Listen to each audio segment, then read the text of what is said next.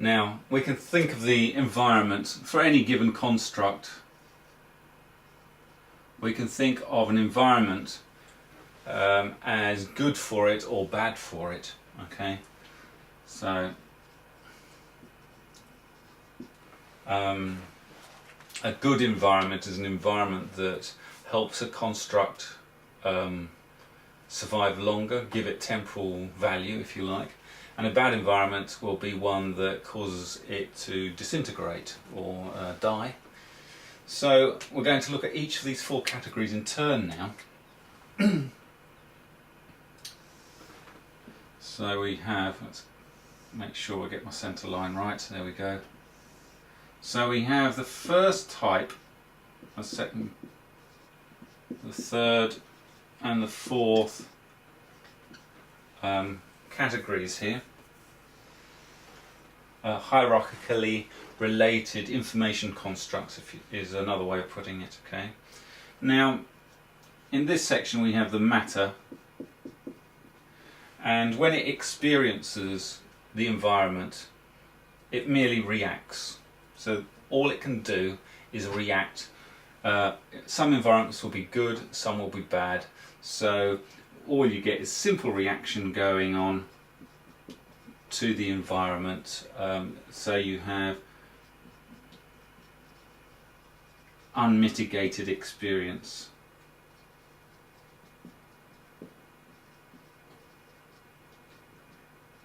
I shouldn't be trying to spell words that complicated because I'm terrible at spelling.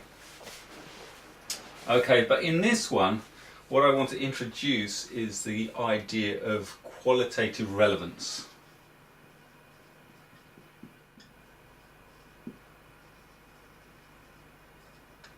Qualitative relevancy, even. Okay, now what you have here, if you can remember from the previous graph that I drew, was physiological adaptation. So what the key to a replicating organism is that unlike this, the matter that doesn't replicate, when it interacts with the environment, this replicating construct transcends the life of its individual constructs, if you like. So any given construct can be destroyed by the environment, but its replicates continue on into perpetuity. And this is leads to the ability to evolve mechanisms that are responsive to the good and the bad of environmental interactions. Okay, so this is where we get the evolution of qualitatively relevant physiological mechanisms. And what you will find in any environment where there is a capability of replication is mechanisms that evolve that are responsive to the acquisition of energy, which is often in the form of some kind of nutrition. Okay, we also have any kind of mechanisms that facilitate replication, and the benefits of replication are obvious. We also have mechanisms, I'm writing down the word shelter here, but basically mechanisms that are able to help a construct avoid bad environments and seek out good environments. So that is why I use the term shelter here. We also have the evolution of the ability to sense the good and the bad of the environment. So if an environment is toxic in some way, perhaps it's very hot, the pH is at extreme, or the levels that are required to generate energy or nutrition are of a kind that are bad. Any kind of capability that enables a physiology to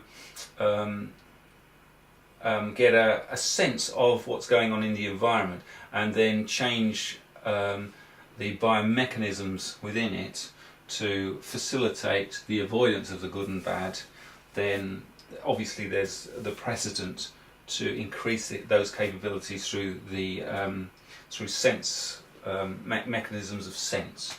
And the last one that I have here is capabilities of motion or avoidance, or that facilitate the acquisition of good or bad elements within the environment. Now, a key to all of this is because these abilities are only acquired through replication. These mechanisms can only be acquired innately acquired mechanisms. And that is the limiting factor, really, is that as the environment changes, the construct, the replicating construct, has to wait for generations of adaptations in order to in order for it to be able to respond to that environment. So that's obviously a disadvantage. But any kind of mechanisms that facilitate rapid physiological response is obviously advantageous.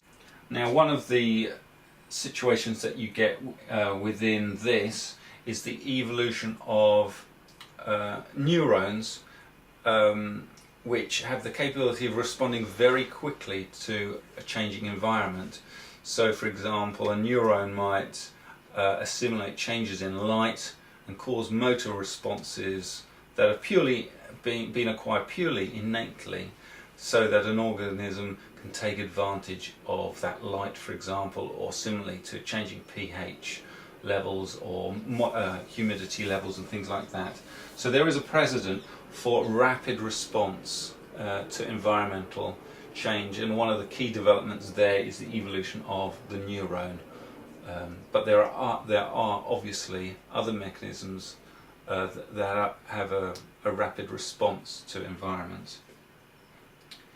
As these organisms get increasingly complex, we have the capability to assimilate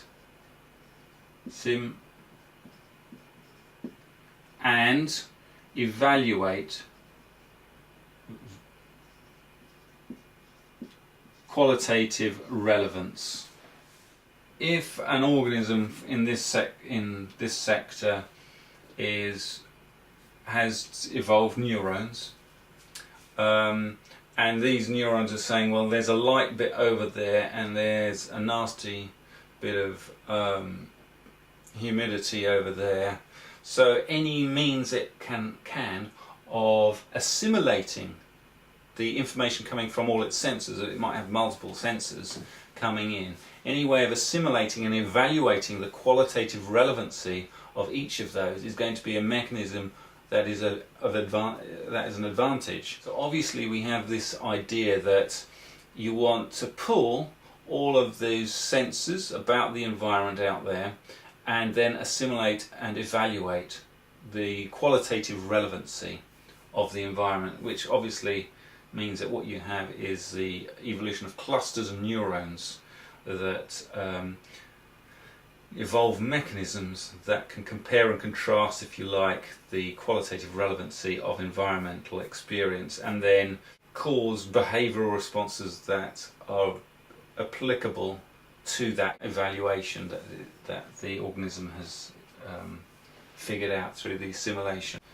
And so what we have here is a phenomenon going on of experiencing qualitative relevance of the environment on a moment by moment basis. So every moment, every millisecond, qualitative relevance is assimilated and evaluated, and this is the phenomenon of experiencing the qualitative relevance of every waking moment. And so what we have from this is a kind of changing landscape. I call it a changing landscape. Changing the landscape of experience, okay? What you have here is the evolving capability of experiencing the phenomenal qualitative relevancy of experience on a moment-by-moment basis, creating a changing landscape of qualitative experience. What we have here, obviously, we have the evolution of neural networks, we have the evolution of brains. So any organism with, I think, about more than 100,000 neurons can have the capability to assimilate and evaluate the qualitative relevance of the environment on a real-time basis. Whereas here we have qualitative relevancy evolves on a generation to generational basis. We have this evolution on a moment-by-moment basis, which is why we have behavioural adaptation in this sector, but only physiological adaptation here. In this one, what we have is, so we have animals of 100,000 neurons plus, so it goes all the way up the phylogeny to quite complex animals. In this section we have the humans come along, and what humans have is a concept about qualitative relevancy. So what humans have is they have evolved concepts about the phenomenal nature of experience. And the way this works is that, say, an animal is evaluating and assimilating the environment, and what it's saying, when an animal gets to this point, it's saying there's some certain principles at work here, principles of experience that I can apply across the domain of experience and take them as a concept of experience more generally. So it's a concept about reality, the reality of experiencing the world. So one of the key concepts that evolves here is the concept that, oh, this is me, I am part of this scenario of experience, and so it evolves the concept of self. Okay, here there is a first person perspective, there is a self, but there isn't any concept about the self. So the animal doesn't think, oh, this is me within this thing, and has a concept about the me, the self that is experiencing. Here we have the evolution of concepts, and this necessarily entails the evolution of concepts about the self, and you can see this evolution taking place in infants, where they assimilate and evaluate qualitative relevancy, and then there comes a point when when you start realizing that they're developing concepts about their nature of them in this world. Okay, and one of the offshoots of this is the evolution of the desire to communicate this revelation. I am me in this world, I'm experiencing the qualitative relevancy. How about it? Look, this hurts, this is nice, this is, so you want to communicate. So this is why you get the compulsion to communicate using the lexicon of language about the world. So you have a sense of the object, and I am the subject, these are the objects, and this is how they relate. So that's why you get the evolution of language necessarily within creatures that have concepts about the qualitative relevance of reality. Here you don't have the evolution of language. All you have in communicative terms is the communication of the phenomenon of experience. So for example, this phenomenon of experience is horrible, you make a noise like that. This is nice, you purr, or whatever. So you have the evolution of more simple but still complicated forms of communication, which can entail group dynamics, and here we have the evolution of language, but that's something altogether separate, which I wasn't going to talk about. I should say the principles of experience. Okay, obviously what we get throughout here is a sense of a relationship to the environment that is related to the good and the bad.